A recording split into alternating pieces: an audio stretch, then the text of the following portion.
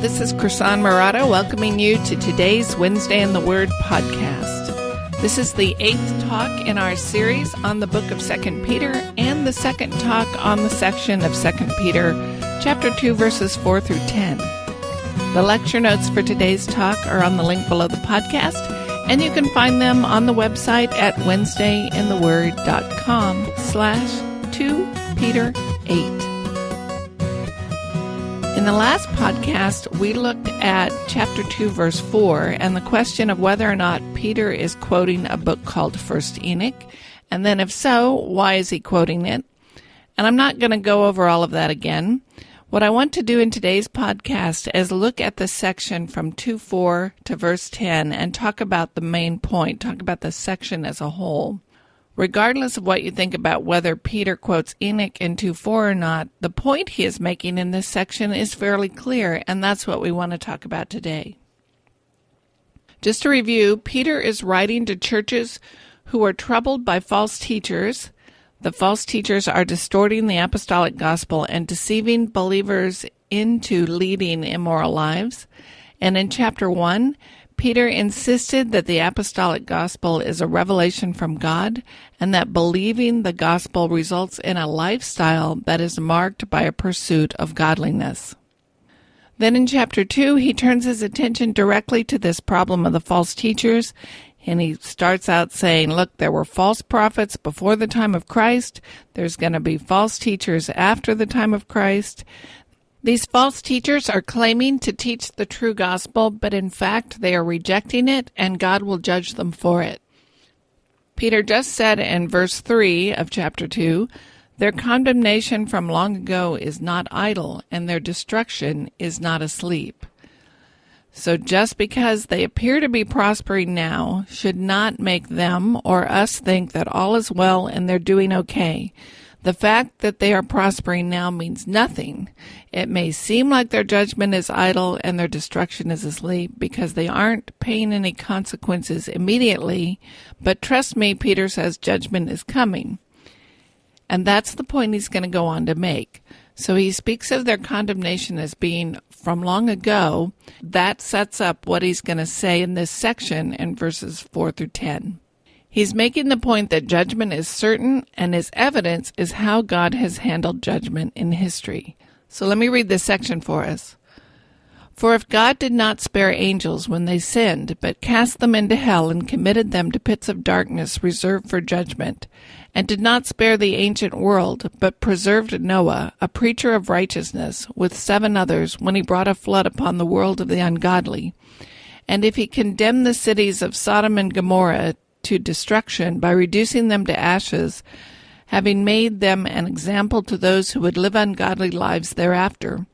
And if he rescued righteous Lot, oppressed by the sensual conduct of unprincipled men, for by what he saw and heard that righteous man while living among them felt his righteous soul tormented day after day by their lawless deeds, then the Lord knows how to rescue the godly from temptation and to keep the unrighteous under punishment for the day of judgment, and especially those who indulge the flesh in its corrupt desires and despise authority. Verse 10 continues, but the sentence ends there, and we're going to look at the rest of verse 10 in the next podcast. This is one big sentence in the Greek, and the main point is fairly easy to see. This is a big if-then clause, and Peter states his conclusion explicitly in verse 9. So the if clauses are in 2:4, for if God did not spare the angels when they sinned. 2:5, if he did not spare the ancient world. 2:6, if he didn't spare Sodom and Gomorrah.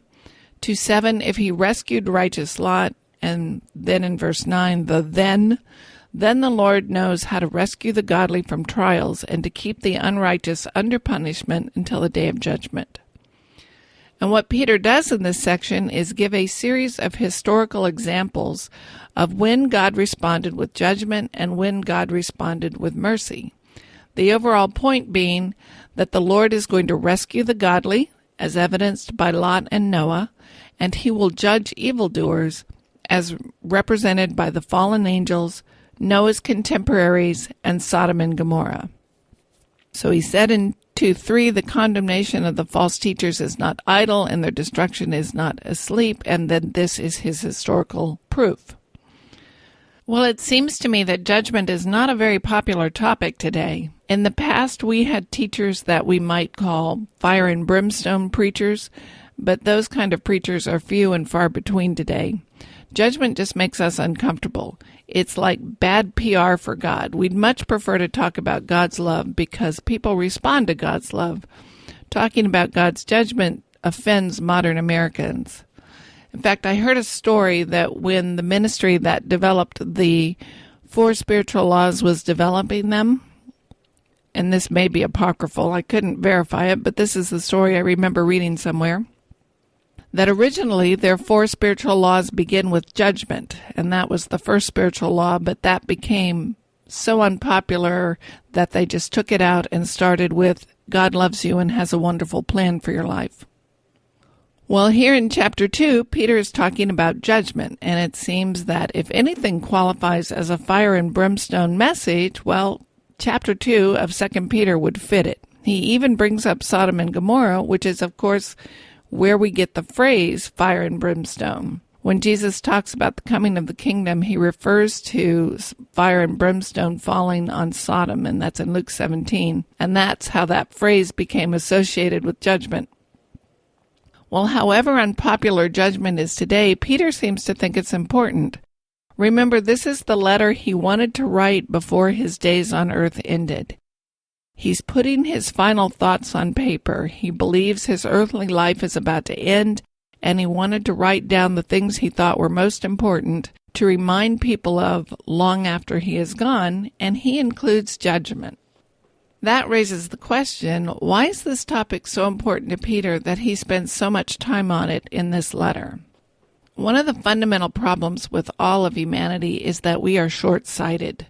We live like we have blinders on, and we get very, very focused on today and the here and now, and all we can see are the problems of today, the goals we have, the difficulties we're facing, the challenges, the responsibilities, and so on. In fact, there's a new mental health syndrome called fear of missing out, or FOMO, fear of missing out, and that seems to be a product of social media.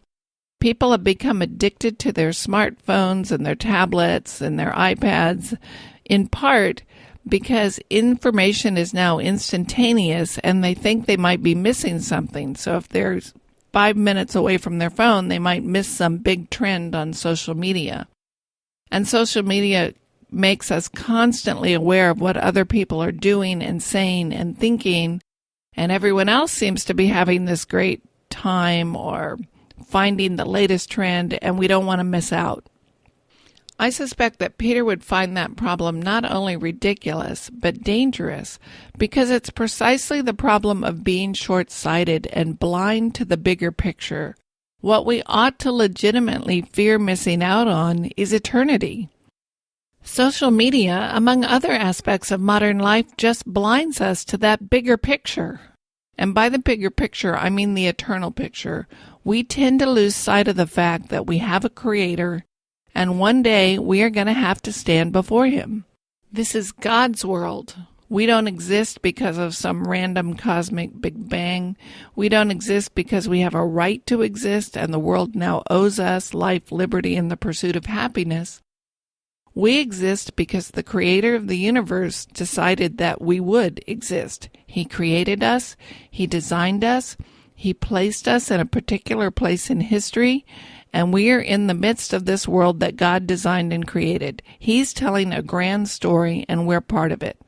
And the story He's telling stretches from the dawn of creation to the final day of judgment. And we, my friends, are part of it.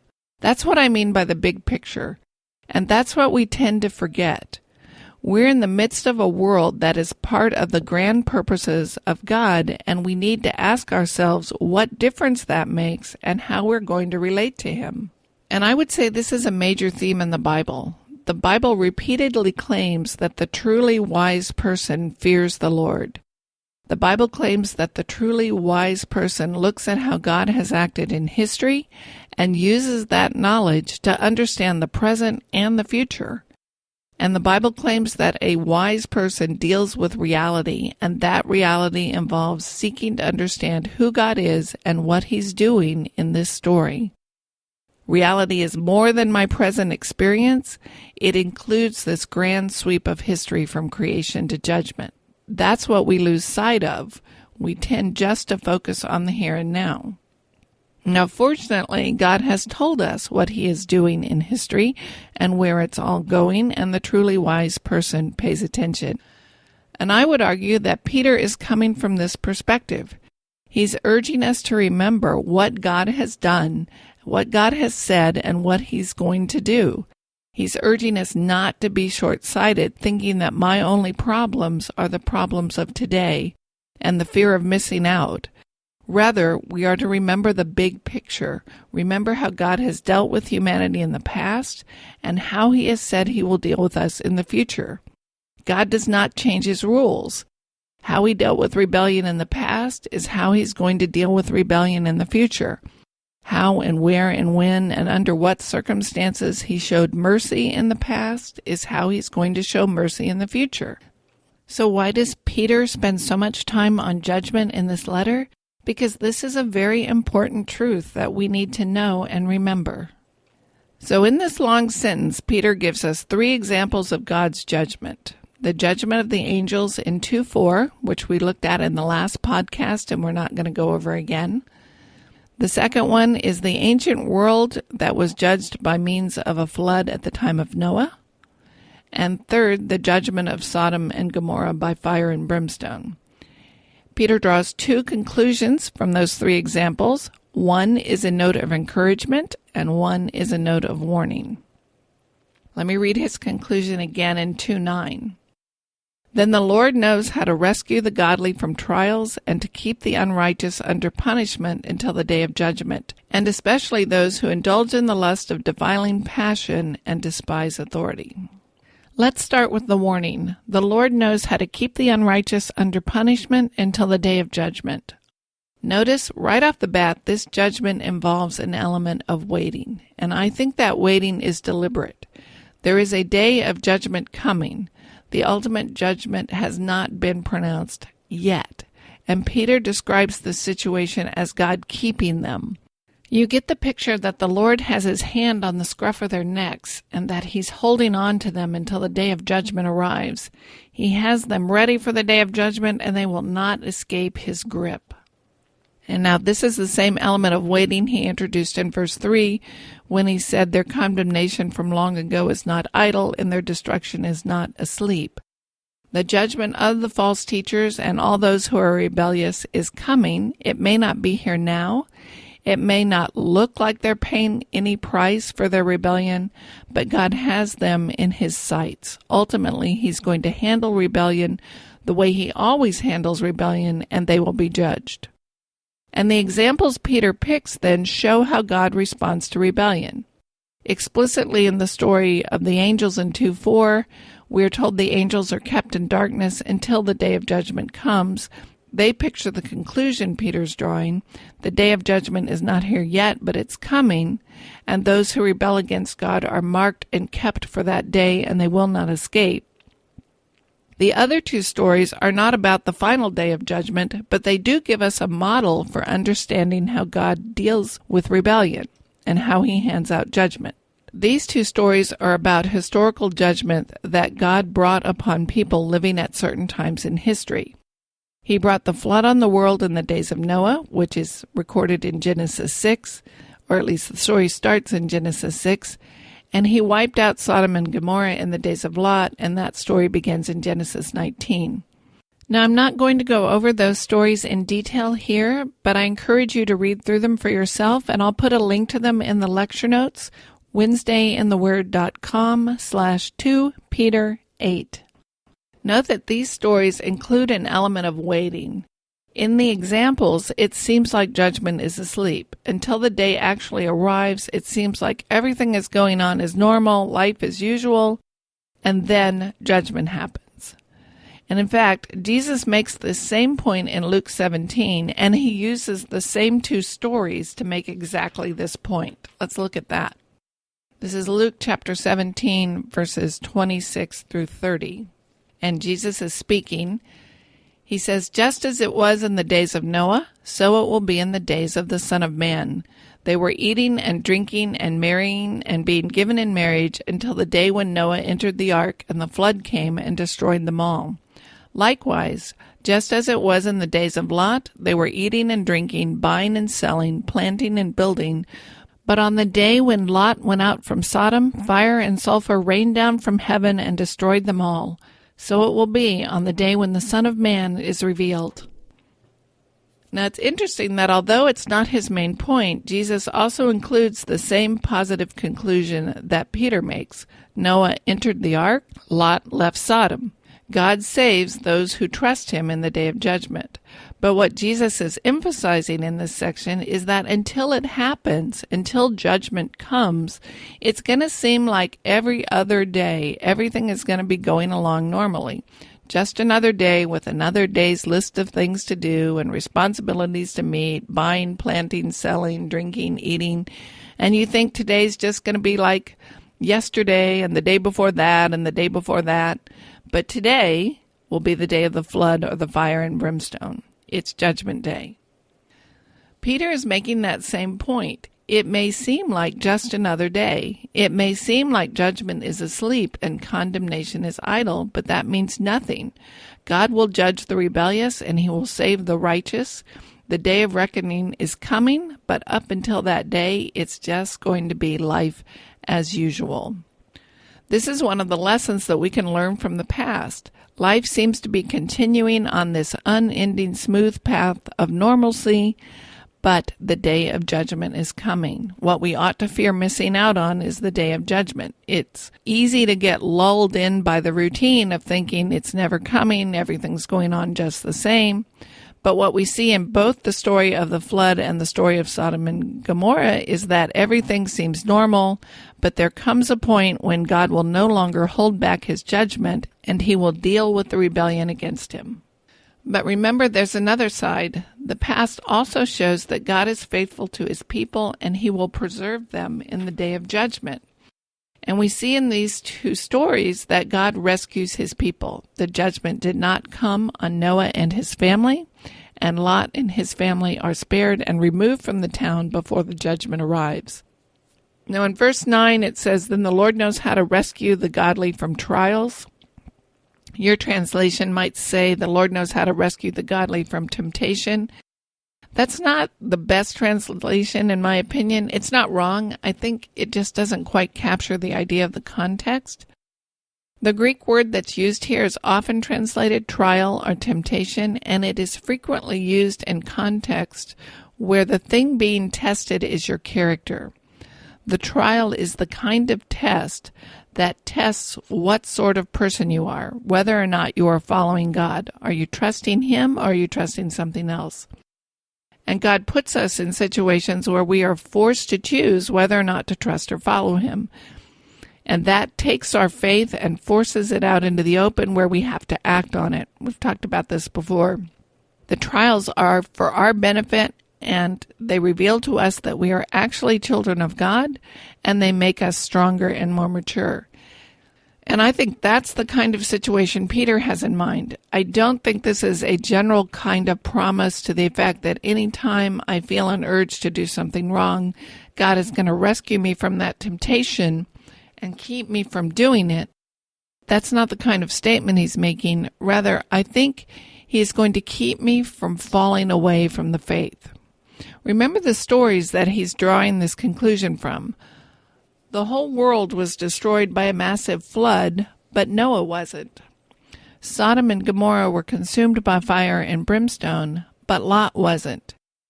And in Noah's day, you could easily say the entire world was under trial and failing that trial. They were being tested to see what kind of people they were, and they were rebelling against God, but Noah was rescued from that mistake, that tempting mistake. He was rescued from that judgment. Though he was certainly saved from judgment, he was also rescued from the trial that everyone else failed. While everyone else was turning away from God, he remained faithful. Noah was a person who put his trust in God, and yet he lived in the midst of a wicked civilization. And in his case, it's not just that a few of his neighbors and close friends were rebellious, but he had a kindred spirit here and there. We're told that every last one of his neighbors was wicked and rebellious to God. Not just most of them, all of them were rebellious to God. So the peer pressure he faced was immense. Everyone else would have been saying, turn away from God, give this up, why are you still trusting in him? And the question is, why didn't Noah join them in that rebellion? Why didn't he throw away his trust in God and join the crowd? That would have been the easiest way to succumb to all that pressure from his universally rebellious culture. Why? Because God rescued him from that trial. I think that's what Peter's saying. God preserved him in the midst of it. The same is true for Lot. He lived in the midst of a wicked and perverse city, and what made him different? Why didn't he just follow the way of his friends and co-workers? Well, the same reason as Noah, because God preserved him. God rescued him. It's not just that God rescued Noah and Lot from the coming judgment. God did do that, but he also rescued them from that trial of living in the midst of a rebellious world and the temptation to turn away. God preserved them in their faithfulness so that they would not fall under judgment. God took Noah and God took Lot through that trial, and they emerged as people of faith who would continue to trust him when literally everyone else they knew was rebellious. So God kept Noah and Lot for mercy and grace, just as he keeps the rebellious for judgment. Now, Noah and Lot were still sinners, and we have examples of the ways they sinned recorded in Scripture, but they were sinners who repented of their sin and continued to trust God for mercy and grace and forgiveness. So they were sinners, but they were righteous in the sense that they continued to trust and follow God. Notice, I don't think Peter is saying that God rescued Noah and Lot because they were faithful, but rather that God actually preserved them in their faithfulness through this trial so that they would be rescued. That idea fits very well with what Peter has said in the letter so far. Peter talked about God calling us and choosing us in chapter 1.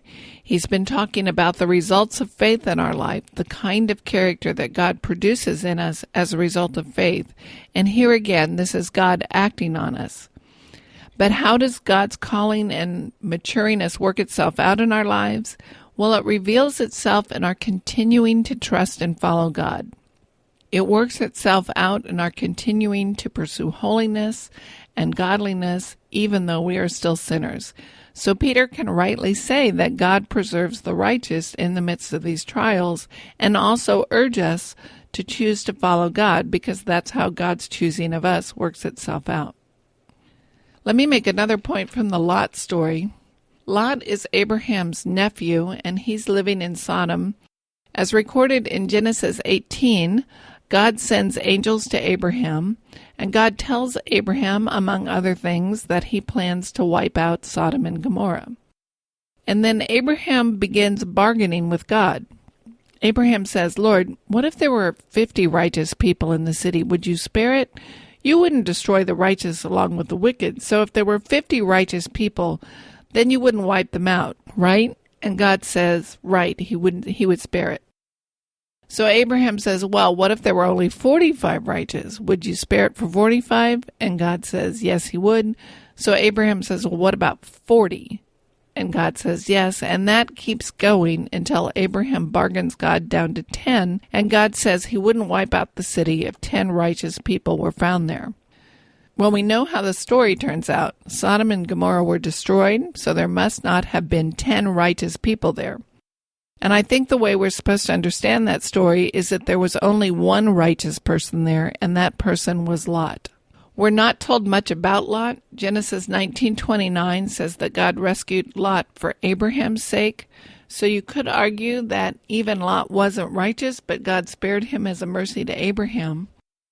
But I don't think that fits the story. I think the story reveals that Lot is living a different kind of life than his neighbors, and that he does in fact trust God. And I think we're meant to see Lot as faithful. As recorded in Genesis 19, 2 angels come to Sodom, and Lot invites them into his home. The men say they will sleep in the town square, and Lot begs them to stay in his house instead.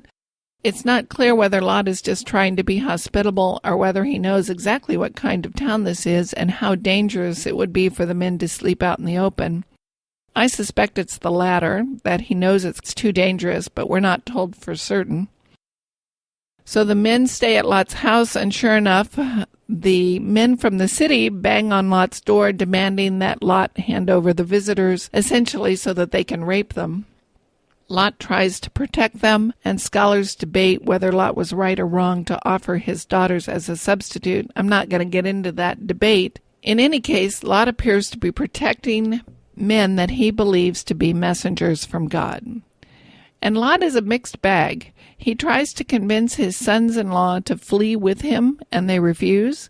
But then when it's actually time to leave, Lot hesitates, and the men from God, the angels, have to physically pull him and his wife and daughters out of the city. So Lot is clearly a sinner, and yet Peter describes him as a righteous man. And I think we're to understand that is that he was righteous in the sense that he remained faithful to following God, even while living in the midst of a sinful and wicked generation. Yes, he was still a sinner and he made some big mistakes, but he continued to trust God. Peter speaks of Lot's distress over the behavior of his neighbors in 2:7 and 8. In 8 he says, "For as that righteous man lived among the city day after day, he was tormenting his soul over their lawless deeds that he saw and heard." And in 2:7 he was greatly distressed by the sensual conduct of the wicked. That's not spelled out in the story explicitly, but I think it's really reasonable to conclude from the details we have. And it would explain why he so strongly begs his visitors not to sleep in the open, but to stay in his house behind lock and key. He can figure out what his neighbors will try to do, even though he's appalled by it. He does try to stop them, and so clearly we see he's not like them. He's trying to live differently than the people in his city. And I think we're to understand that this is not an isolated event, but an example of the kind of life he tried to live. Both Lot and Noah deserve Peter's description of them as righteous, and yet both of them are sinners, and we have stories in Scripture of where they failed. But in their stories, we see God preserving their faith, even though they're surrounded by an evil and wicked generation. We see God preserving them through that trial. The world was tried and found wanting, and God judged them with the flood, but kept Noah faithful and saved him through the ark. The same is true for Lot. Lot's city was tried and found wanting, but God kept Lot faithful and removed him from the city before judgment came. And these are the historical examples Peter gives to support his admonition to his readers. Basically, he's saying there are two kinds of people in this world. There are those to whom God is imparting his moral character and his holiness, and these God will keep faithful and will save them on the day of judgment. And there are those who pursue their rebellion against God, and these God will keep until the day of judgment, and their destiny is destruction. Looking at how God kept Noah and Lot ought to encourage Peter's readers and those of us who follow the Lord today. Look at how God has acted in history.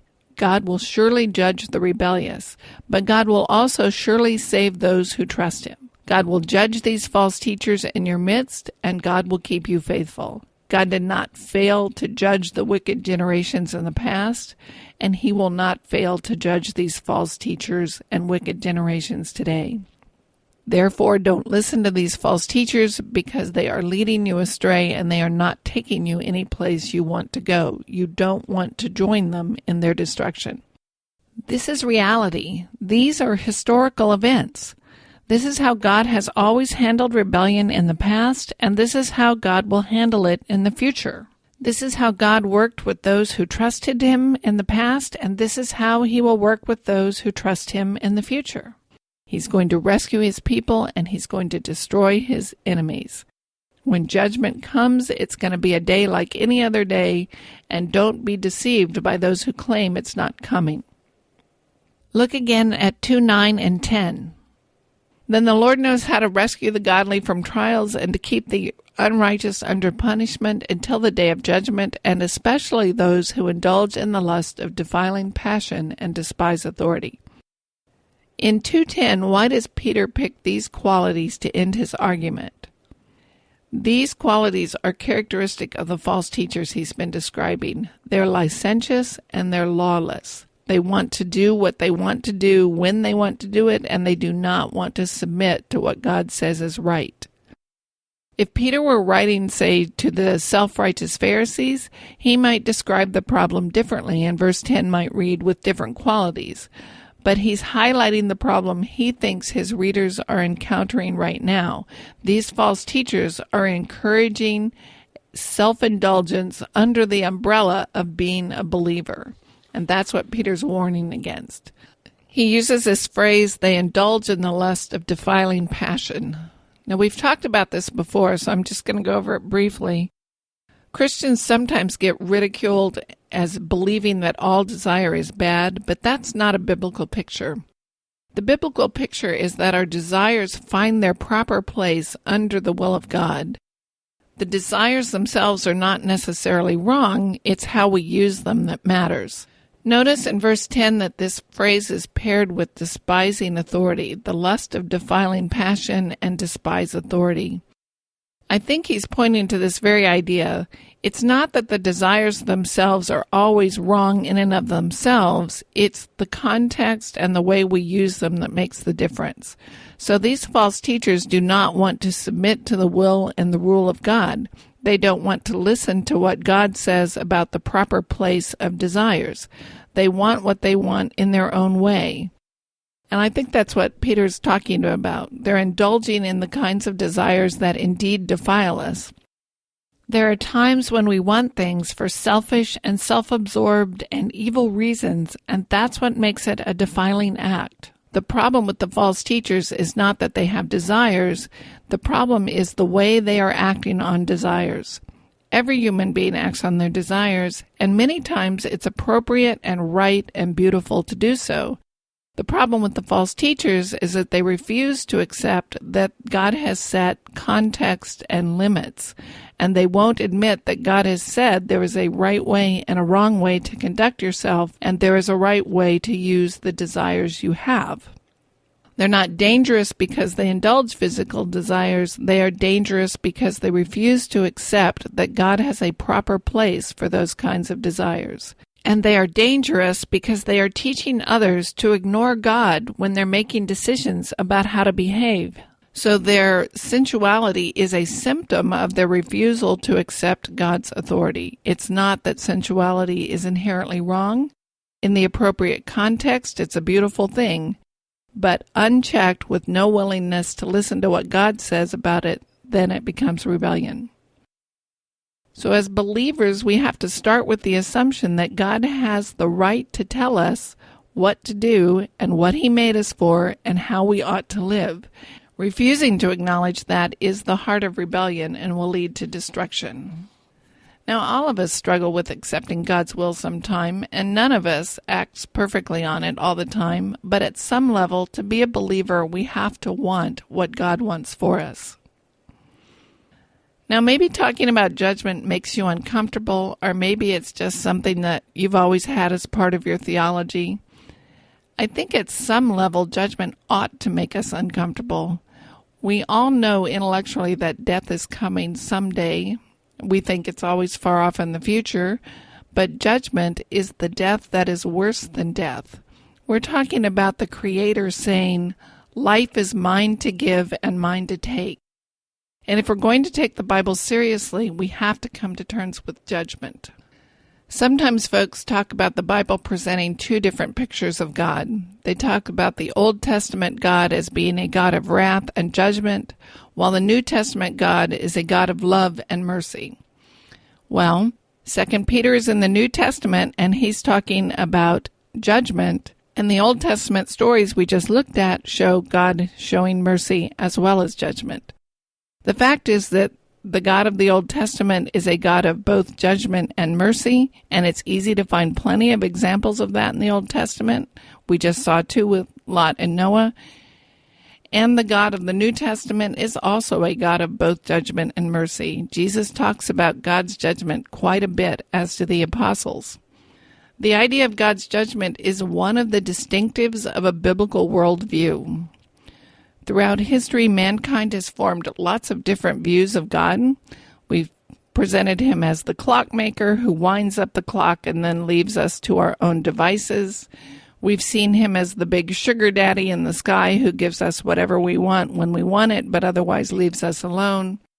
We've seen God as the benevolent but somewhat absent-minded loving grandfather, and we've seen him as the impersonal force that binds the universe together. But the biblical view of God includes judgment. The Bible teaches us that God is holy and righteous and good, that we owe him our gratitude and our obedience and the very air we breathe, and yet we have rebelled against him. And unless we listen to him about how to find life, we are going to fall under his judgment. Yes, the gospel is good news, but it is good news because it is a response to the bad news. And the bad news is that we are sinners before a holy God, and one day we will stand before him. Our eternal destiny is in his hands. On that day, we will fall under judgment unless we listen to God and accept the way he is revealed about how to find life. Yes, he is merciful and he is compassionate, but he is also our judge. And he has lovingly reached out to us to redeem us and rescue us from judgment. He sent his son, Jesus, to be the Messiah, to keep the covenant, to willingly and voluntarily die on the cross in our place, and to pay the price for our sins, such that on Judgment Day we can be forgiven. And this is what Peter wants them to remember.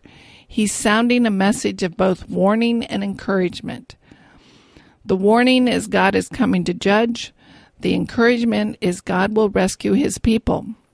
There is a right way and a wrong way to approach God and to seek his mercy, and the false teachers are leading you astray. They're telling you the wrong way. You dare not listen to them because eternity is at stake. We can be washed away in judgment like the flood, or by the grace of God, we can be in the boat with Noah. We can perish in the fire like Sodom and Gomorrah, or God can graciously take us by the hand and lead us to safety like he did Lot. Those are the only two choices. And that's why Peter's language is so blunt. He wants to confront his readers with the stark choice they face. And his warning is, don't listen to those who refuse to listen to God. Their end is destruction, and you do not want to share it with them. Thank you for listening to Wednesday in the Word, the podcast that explains not only what a passage means, but also seeks to show you how to figure that out. If you've been blessed by this podcast, please share it with a friend. Telling someone else about it is the best way to get the word out. And if you'd like to learn more, you can find hundreds of episodes on the website and lots of Bible study materials and things to help you learn to study the Bible better. Our theme music is graciously provided by Reggie Coates. You can find more of his music on heartfeltmusic.org. Thanks for listening today. I'm Chrisan Murata, and I hope you'll join me next week for Wednesday in the Word.